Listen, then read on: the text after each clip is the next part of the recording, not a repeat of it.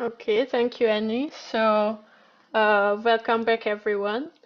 So, I'm going to kick off the day by talking a bit about Neuropixels data management in general. So, this talk is not really for people who are managing gigantic data sets with numerous servers and recording 24/7, but for people who are sort of starting off with Neuropixels, and it's really aiming to get you to think ahead of your data structure so that you don't lose it and so that you reduce the number of times you need to rewrite your code and so that you very quickly get your data in a format that you can share it with your lab mates and also the wider community. So first, how much data will you acquire? So NeuroPixel data is saved in an int16 format, whichever acquisition software you use. So that means that the data is going to be 2 bytes per sample in terms of size. So with the most commonly used probes, so the 1.2 and the 2.2, the data rate is going to be about 80 gigabytes per hour. Just to give you a scale, if you are recording, if your experiment is going to be around 10 mice, 2 probes per mouth, and you are hoping to record for 5 days, each of the mice for 2 hours, then you are looking into collecting around 20 terabytes of raw data. So it's not the biggest type of data set in sort of systems neuroscience, but it's still quite a considerable size that might be sort of useful to think about. So how to first organize storage space. So of course, the storage options that you are going to, I guess, adapt is going to largely depend on your lab and your institute's infrastructure. I don't really have a general advice on that, but we have collected a couple of sort of cost estimates of what at least our lab had to consider. Whatever you do, remember to save your data minimum 2 times.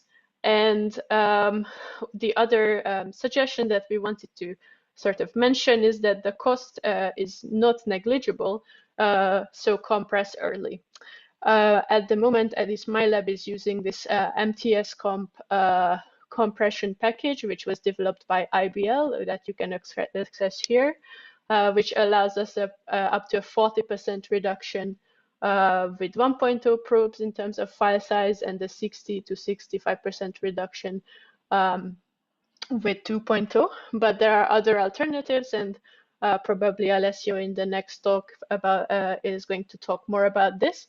But whichever alternative you choose, do compress, because the compression methods are lossless, meaning that you can recover your data if you decide to decompress fully.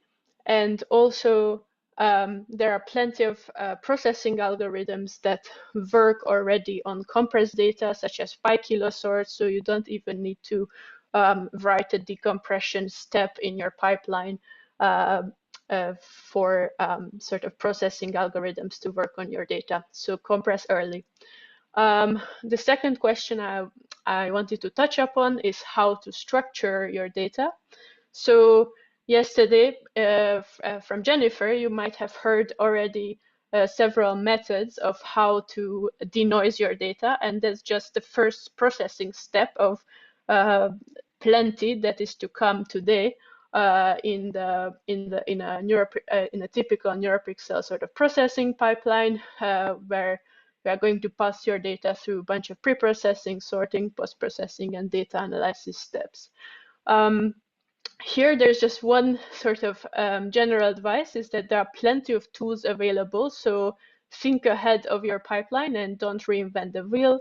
So again, in the next talk, you are going to hear more about Spike interface, which already solves plenty of these problems. But I suggest that you sort of think about your data analysis steps as well, because this might also be impacted by your processing pipeline. For example, an easy example is when you are binning your data, then there are plenty of tools already available that have been already written to convert spike times to time bins. So again, you don't need to reinvent the wheel. You can just use the tools that are available out there. Whatever you do, name your files in a way that it's easy to understand what they contain and what the primary dimension is. Also, it's also useful to know how to open the files, and that all files must belong to the all files must be named in a way that files that belong to the same experiment must be should be able to be cross-referenced. One example that we sort of adapted in our lab is the ONE convention, which is short for Open Neurophysiology Environment, which is just a naming convention that facilitates readability. So this has originally been sort of I think thought about by Kenneth in my lab, but I think now it has been a bit more widely adapted by, for example, the IBL. And really, the goal of this is just to facilitate saving a data in a way that it's readable. So there should be one directory per experiment, and this should contain one folder, which we call a collection per data type, which can contain several files that can be in multiple formats. There is just one rule, which is that all files must have 4 part names: an object, an attribute, an experiment ID, and an extension. What I mean by that is that, for example, you might save the spike timings, which we normally save in the following format. We have sort of a folder for the collection, and then we save the object as spikes, which clearly identifies the name of the data type that is being described. And then we save the attribute with the clear extension. And here I just want to highlight that it's advisable to save an experiment ID, which is, for example, in our case, is the date, the subject, the probe, and the serial number. So,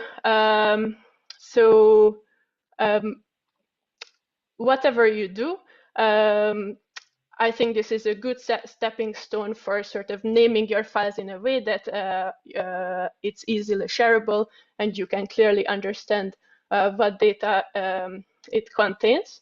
So you can save aside from spike times. Here I just collected a couple of other examples that we usually save, such as the amplitudes or the cluster waveforms. But in this format, at least, it's a very important rule that you clearly define the primary dimension of your files. If you want to implement this method, then I linked here a bunch of sort of data set types that IBL has implemented that you can use and copy. If you want to add your own data, then that's also possible by sort of formatting the data name in a way that is reflecting your experiment. And this is just one convention, but there are plenty of others that may facilitate sharing data. In any case, it's useful to think about your data structure so that it's easy to share. So hopefully more people can sort of step up and share their neurophysiology data. Thank you.